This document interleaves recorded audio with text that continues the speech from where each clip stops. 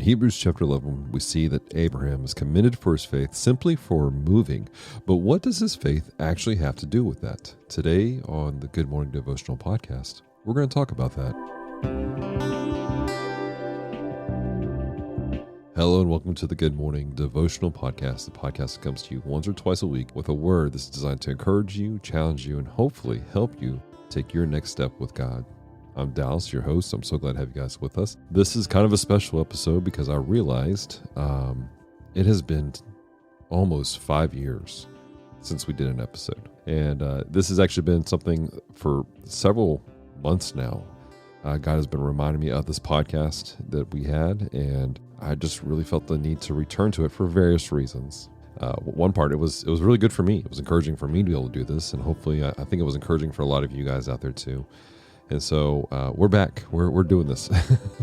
So do me a favor, if you're one of the original listeners of the show from 5 years ago, let me know if this popped up in your feed and what your thoughts were when it came back. That being said, guys, we're going to be continuing the conversation we started 5 years ago, talking about the heroes of faith. And we're over here in Hebrews chapter 11. And here we have the story of Abraham that's being presented. And there's some interesting things that take place because he's being commended for his faith for moving. Let's look at the passage. Verses 8 through 11. It says this: By faith, Abraham obeyed when he was called to go to a place that he was to receive as an inheritance. And he went out not knowing where he was going. By faith, he went to live in the land of promise as in foreign land, living in tents with Isaac and Jacob, heirs with him of the same promise. Now, this is an interesting story that's been unraveled here. You find the full story of Abraham, who at the time was called Abram, in Genesis chapter 12, where the Lord calls him out from his father's house. And it says that he will take him to a land that he will show him. Specifically, the language says, to the land that I will show you. And it's a challenging word that's taking place because it's not like that God said to Abram, hey, I want you to go 30 clicks this way, and then I need you to turn north and go this way. He says, go. I'm going to show you something.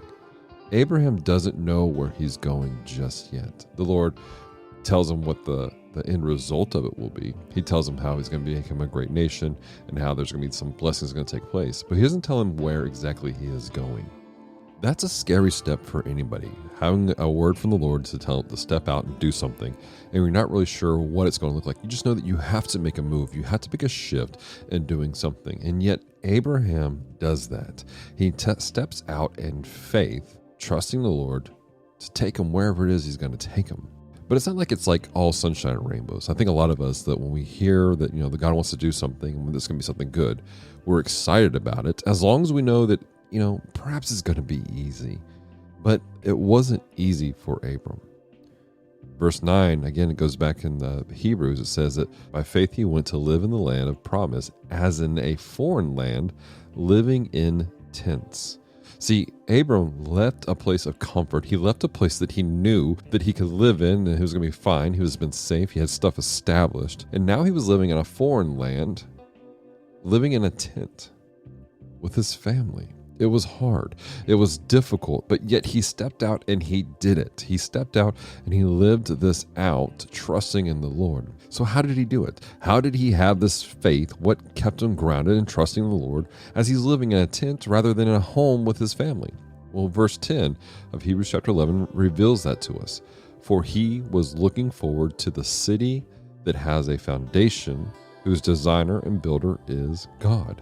See, the thing that makes Abraham special, the thing that makes Abraham separate from other individuals, is as he steps out in faith, he's keeping his eyes not on his condition, but rather the vision that God has. And I think that's where a lot of challenges will come up for people. We step out trusting in God, and we even step out well, and we're doing great, but then we hit a rough patch, and all of a sudden our condition is not great. It's not what we expected. It's not what we wanted it to be. And instead of keeping our eye on the vision, we're keeping our eye on the condition, and then we are beginning to crumble. We begin to have a shaking in our faith, and we're unsure if we can accomplish what God has for us. Whereas if we keep our eyes on the vision, our faith can rise up above all these things. No, it's not easy. No, it's not going to be a smooth path sometimes. You may hit a moment where you're really questioning things. But if you keep your eyes on the vision that God has for you, then your faith arises and goes, I know right now it's hard, but this hardness is going to be worth it because I know that when I get through it, God's going to provide. God's got something greater for me on the back end of this. What really makes this special for me, though, this is my encouragement for some of you guys out there. God's calling you to do some stuff, and you wanted to step out, but you're scared to do it. Remember that Abraham was 75 years when he stepped out into this journey. Now, I know that, lifespans were a lot different back then, but at 75 years old, there was still a massive shift. He has spent 75 years in his father's house. He has spent 75 years in comfort and doing what he needed to do in a safe, maintained place. But then God called him out into the wilderness. It wasn't easy. It was a challenge. There were times that he failed, but even in his failure, God used him and he corrected things because he was continually going, I know I'm failing in this moment, but now I'm going to shift my direction, my eyes. I'm going to put it on Jesus, or not Jesus at the time, but God at the time. He's going to put his eyes on Yahweh. He's going to put his eyes on the Lord who's calling him out into the wilderness. He's not going to pay attention to his condition. He's going to put his eyes on the vision. He's going to trust that God's going to carry him through. So, my encouragement for you, my friends. What is God calling you to? What is he calling you out of?